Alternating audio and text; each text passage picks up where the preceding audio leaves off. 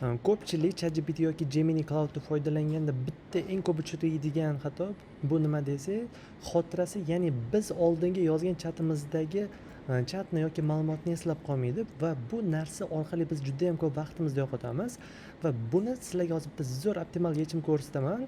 Har doim qarang, xoh siz ChatGPT yoki Gemini Cloud xohlagan turdagi til modelisidan foydalanganda suhbatingiz tugadimi? Tasavvur qiling. Misol uchun men prompt yozdim. Bu yerda ma'lumotlar bor, ism bor va shu narsani o'sha intellekt har doim eslab qolishini istayman. Va buning uchun oxirida qarang, bu yerda hech qanaqa bir sehrli bir qoidasi yo'q. Oxiriga shuni yozib qo'yamiz bo'ldi. Hozirgi suhbatimizni eslab qol va xotirangga qo'shib bor deymiz. Bo'ldi. Qarang, mana bu yerda o'zi javob yozadi. Bo'ldi. Bundan keyin mana ko'rasizmi? Managing memory deyapti, ya'ni o'zini xotirasiga qo'shyapti. Shunga agar ishimizni yana samaradorlik qilmoqchi bo'lsak, har doim suhbatimiz tugaganda o'zini xotirasiga qo'shib borishini so'rab borishimiz kerak.